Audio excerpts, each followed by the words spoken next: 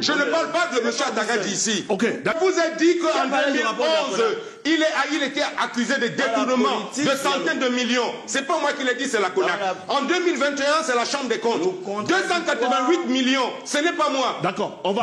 Quand vous avez suivi cette énième sortie du ministre de l'administration territoriale du côté du MRC, vous avez sauté, vous êtes senti en insécurité, ou alors, comment est-ce que vous avez accueilli cette auto-sortie du ministre de l'administration territoriale? Bon, enfin, il faut dire, Bouba, c'est que jusqu'à un certain moment, ça faisait rire. Mais là, ça commence à ne plus faire rire. Bon, quand on essaye de réfléchir à l'opportunité de cette sortie, on ne trouve pas l'opportunité. C'est celui qui s'agit trop ou réagit de manière excessive, cache souvent quelque chose à se reprocher. Parce que il faut bien qu'on puisse trouver quelque chose de logique à tout cela. On est républicain, hein? Je pense que vous l'avez signalé à l'entame de cette émission, dont nous n'allons parler ici qu'avec les faits. Et les faits sont têtus. En 2011, personnellement, mon entreprise a été sollicitée par le révérend pasteur Massingams, qui est président de la CONAC. Je suis sollicité pour la production et la réalisation du premier rapport de la CONAC. Dans ce rapport, c'est les faits. Il est écrit à la page 245, après un audit de la CONAC portant sur plusieurs milliards à la Campost, il est écrit à la page 245, le déclenchement des poursuites judiciaires contre toutes les personnes impliquées dans les détournements. Il s'agit de Paul Atangadi, j'ai fouillé, hein. Ce n'est pas un homonyme, c'est celui qui fait les fameuses conférences de presse. Donc, impliqué dans les détournements, il s'agit de Paul Atangadi, Jean-Pierre Mougoubelinga, Charles Tawamba et bien d'autres personnes. 2011, accusé de détournement, c'est-à-dire que de deniers publics, notre agent, M. Atangadi.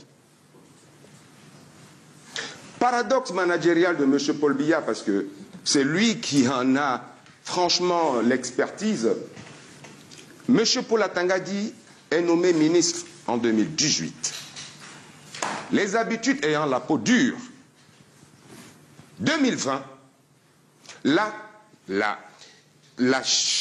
Chambre des comptes fait un audit sur la Covid et se rend compte que le même ministre a acquis sous forme de dons 15 000 kits de dépistage rapide de Covid. 15 000 kits sous forme de dons qu'il a revendus au ministère de la Santé publique pour un montant de 288 millions, 15 000 kits.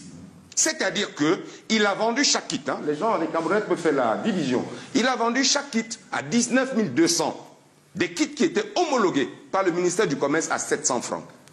Le Premier ministre, parce que c'était surréaliste qu'un ministère qui reçoive un don aille vendre ce don à une autre administration publique. La facture avait été réglée par le ministre Santé. Le Premier ministre a sommé ce ministre de l'administration territoriale de restituer les 288 millions. Mais au-delà de ça, que dit la Chambre des comptes dans ses conclusions? La Chambre des comptes dit, et là nous sommes aux pages 99 et 100 du rapport de la Chambre des comptes de 2021. La Chambre des comptes dit, au vu de ces constatations, la Chambre des comptes souligne l'opacité entretenue par le ministre. Ils ne disent pas par le ministère. La Chambre des comptes dit l'opacité entretenue par le ministre de l'administration territoriale et le ministre de la santé publique dans la gestion de cette transaction controversée, alors que subsiste un risque de distraction de cette somme. Je reviens donc à mon fameux proverbe. C'est le rat qui a mangé le piment qui court sans raison. Ce ministre dit dans sa conférence de presse, il parle de politiciens véreux. En français facile, politiciens véreux. Moi, je parle avec les faits. J'ai cité le rapport de la CONAC 2011. J'ai cité le rapport de la Chambre des comptes 2021. Je demande aux Camerounais, qui est véreux? Nous n'avons de leçons à recevoir, nous n'avons pas de leçons à recevoir de ce ministre. D'autant plus qu'il n'y a qu'au Cameroun qu'on peut voir comment un ministre de l'administration territoriale se mue en membre de l'ECAM, en membre du Conseil électoral, se mue en membre du Conseil constitutionnel et déclare qu'un Camerounais qui a déclaré sa candidature à l'élection présidentielle ne peut pas être candidat. Pourtant, nos lois et notre constitution sont claires quant à ce qui est des conditions à remplir pour être candidat. Je me pose donc la question. Que recherche ce ministre quand il parle des gens qui veulent mettre le feu aux poudres? Ne pense-t-il pas qu'il parle de lui-même? Je reprends ici les propos d'un honorable député, notamment Jean-Michel Nietzsche, qui dit que les sorties de M. Atangadi n'honorent pas la fonction ministérielle. J'ai la faiblesse de penser comme lui. Donc, il faudrait que les Camerounais comprennent que tout ce que M. Atangadi fait aujourd'hui, c'est dans le sens de la démobilisation des Camerounais, qui depuis le 2 janvier 2025 et depuis 2024 s'inscrivent de manière massive sur les listes électorales.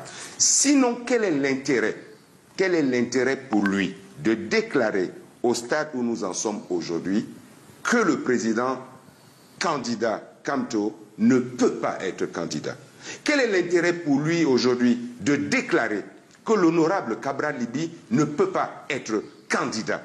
Quel est l'intérêt pour lui, ministre de l'administration territoriale? Parce que j'ai entendu l'analyse politique aujourd'hui ressasser le MINAT encadre le processus électoral. Non. Non, non, non. Ne donnez pas cette impression aux Camerounais. Le MINAT est un des acteurs parmi tant d'autres. Mais celui qui assure l'organisation des élections au Cameroun s'appelle ELECAM. Et ELECAM, de par la loi de la République du Cameroun, ELECAM est un organe autonome. Il faut qu'on le sache. Donc, M. Atangadi, au stade actuel des choses, n'a rien à voir dans le processus électoral. N'est pas qualifié pour dire qui peut être candidat ou qui ne l'est pas. N'est pas qualifié pour dire aujourd'hui quel est le parti politique qui peut porter une candidature ou pas. Donc, que M. Atangadi prenne un peu son mal en patience. C'est vrai qu'il a peur de perdre un ensemble de pouvoirs et de privilèges qu'il a aujourd'hui. Mais la vie est ainsi faite.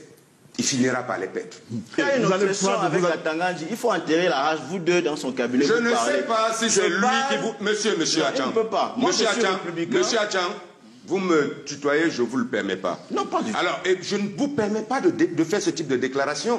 J'ai quelques problèmes personnels avec M. Atangadi. Je ne le connais pas, monsieur. Je ne l'ai jamais rencontré. Mais quel problème puis-je avoir avec lui? Et vous me dites, allez dans son bureau, vous déterrez la hache de guerre. C'est ce qu'il vous a demandé de venir me dire? C'est ce qu'il vous a demandé de venir me dire? Dites-lui qu'ici, je parle des problèmes de la République. Je ne parle pas de M. Atangadi ici. Ok, d'accord. Monsieur Datou, on va... C'est vous qui avez parlé de l'aéroport de la CONAC, donc. Je vous ai dit qu'en 2011, il était accusé de détournement de centaines de millions. C'est pas moi qui l'ai dit, c'est la CONAC. En 2021, c'est la Chambre des comptes. 288 millions, ce n'est pas moi. D'accord, on va y aller posément et doucement. Il vient me dire, il faut aller dans son bureau, vous allez déterrer la hache de guerre. Mais pourquoi? Vous me prenez pour qui, monsieur? D'accord. Vous prenez pour qui? Je vais vous retirer à vous deux la parole pour rappeler quand même le principe que nous nous sommes fixés. Je ne suis pas les gens à qui l'appellent pour prendre, à qui ils donnent des bons de carburant. Je vous en prie. Allez vous renseigner sur ma personne, monsieur. Je vous en prie, monsieur le bon Datou, je vous en prie. Mais c'est quoi ce pays-là? C'est quoi ce pays? On va se ressaisir. Regardez à quoi il me réduit. On va ressaisir. On va se ressaisir. On va se ressaisir. C'est incroyable. Et il se dit analyse politique. S'il vous plaît. Qu'est-ce que je vais foutre dans le bureau de M. Atangadi, monsieur l'analyste politique? Je vous en prie.